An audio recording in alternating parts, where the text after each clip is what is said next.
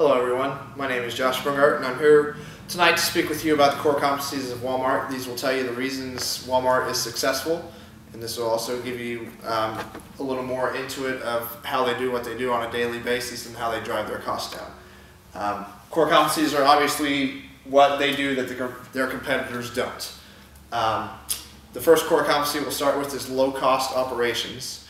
The other three core competencies I'll talk about tonight are the just-in-time inventory, the distribution, and also the culture of Walmart. I will give you kind of the benefits of each one. I'll give you the criteria, how each one benefits, the difficulty to imitate, the leverage, and how it uniquely identifies Walmart as an organization.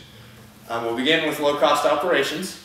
As we know, since Walmart began in 1962, they've always been about low prices. They began with the nickel and dime stores, with just groceries, so they began with low prices. Since then they've expanded. They have over 3,200 stores in the United States alone today. And just in the last several years they've changed their slogan from the always low prices always to the save money, live better. I think this slogan helps Walmart represent a little better with what they're trying to do, especially now today with the economy as it is. Walmart is trying to get more people into their store because they're struggling. They're not necessarily struggling, but with the economy, people aren't willing to spend money. So Walmart's trying to get that motto out there that they can save money by shopping at Walmart. So this represents Walmart a little better now than what the always low prices always does. They've been a cost leader since 1962. They've expanded from just the groceries to everyday items. They have clothes, prescriptions, automotive, sporting goods, hardware. They have almost everything you can imagine in Walmart that you can shop for. And because of the number of products they have and the number of products in the store and the number of people that come into the store, they have very high bargaining power because of the bulk that they sell in. This allows them to drive prices down with their suppliers. They have very high bargaining power. So they can drive their prices down to where their suppliers aren't making a whole lot but off of each product, but with the number of products Walmart sells, their suppliers are making enough money to be very successful. There have been a couple cases where Walmart drives prices so low that they force companies to change their ways because they need the lower prices so they can pass that on to their customers. Obviously, the low cost of operations benefits the customer because of the price of the products. That's difficult to imitate because you can't just get the bargaining power with the suppliers and that kind of stuff overnight like Walmart has. The amount of leverage they have huge leverage because they have a huge amount of money because of what they've built up since they began. With the suppliers, everything, all their core competencies are built up over time because of the way they've operated in almost 50 years of business. And then that clearly uniquely identifies the organization. Everybody knows Walmart as a whole as the low price leader. So that definitely uniquely identifies the organization. The just-in-time inventory. This is where the products, how they get their products into the store, when they order them, what time they get there, and how they get to the customer. With the just-in-time inventory, the products are ordered as needed, so there's not extra stock sitting around the shelves at the store. They're able to meet individual requests because they have their online shopping and they have their site to store. With these two options, they're able to get their products to the customers very quickly and able to provide their products to their customer in a way that will satisfy them. With the just-in-time inventory, the orders are much quicker and they also supply them at a lower cost. The lower cost, they're able to do that because they know exactly what the customer is going to order. With the low cost, they get it in, and then it's quickly off the shelves. And they also know what to order because of the on-hand counts that they have and that kind of stuff. With the amount of products and stuff they have in this just-in-time inventory system that they have, they are able to increase customer satisfaction. The customer's not going to come into the store and Walmart's going to be out of everything. Walmart's almost always in stock with their items, and this allows them to increase customer satisfaction because of that.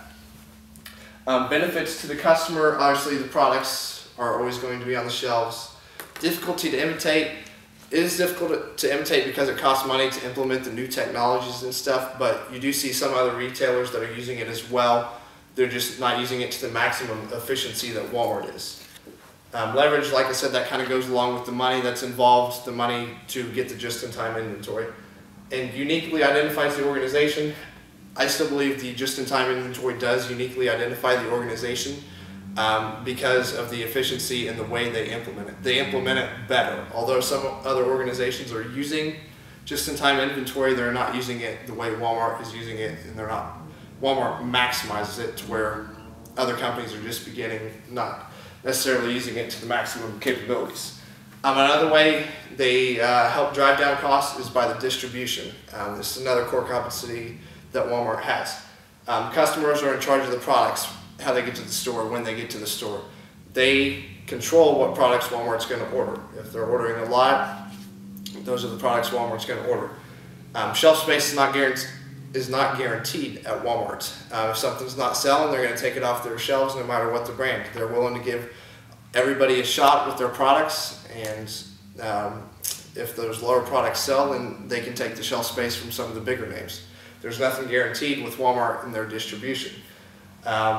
With their distribution, they're able to maximize efficiency and drive down prices because they're not keeping as much in their inventory as other stores are. Some other retailers have as much store space as 25% of their store space is dedicated to their inventory. With Walmart, usually less than 10% or less is dedicated to inventory, and this really helps them maximize their profit because their products are not sitting on their shelves long or aren't sitting in the back room going to waste.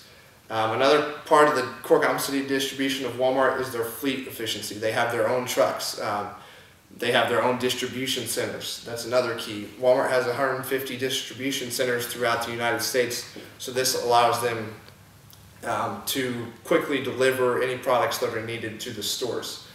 And with their own fleet, they're able to work on their own vehicles and get them to the stores as needed on time on a daily basis. Efficiency of distribution with Walmart will increase as technology increases. Their distribution is better than any others retailers. That's why they're able to keep driving down costs. Their distribution costs are lower even though their bulk of products is higher than other stores because of the way they take in and take out their products. Benefits the customer because it keeps those costs low. Difficult to imitate. The logistics Walmart uses with their 150 distribution centers to get products where they need is very difficult to imitate. And that adds to the leverage that Walmart uses with the distribution, and again, that uniquely identifies the organization because that helps them save money, and also I think that uniquely identifies them a little bit too because of the way you see the Walmart trucks on the interstates, on the highways. You'll always see a Walmart truck taking their products to the stores. And the final core competency of Walmart is the culture. Their employees are happy to be at work. That was one of Sam Walton's things when he started the company, was he wanted his employees to be happy.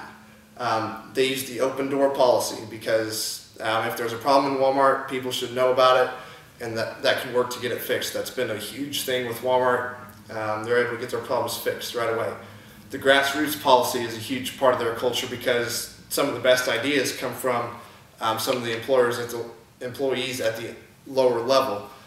So they're willing to listen to ideas and implement ideas from employees at all levels, not only the top management, but as well as the associates and stuff like that as well. The 10-foot rule with Walmart, that is part of their culture because you step in their door, you step in one of the aisles at Walmart. If the Walmart associate is there, they're going to greet you with a smile on their face if they make eye contact with you. That's one thing Sam Walton wanted to do with their customers, is make it a friendly environment for their customers. Teamwork. Walmart's always working in teams, not only with each other, but they're also working with the customers to find the products that they need. Another part of their unique culture is the Walmart cheer. Every morning the customers would have the meetings and they would start the day with the Walmart cheer, and then they end the day with a meeting telling them the numbers and that kind of stuff. With the basic values, there's the respect for the individual, service to the customers, and strive for excellence on a daily basis.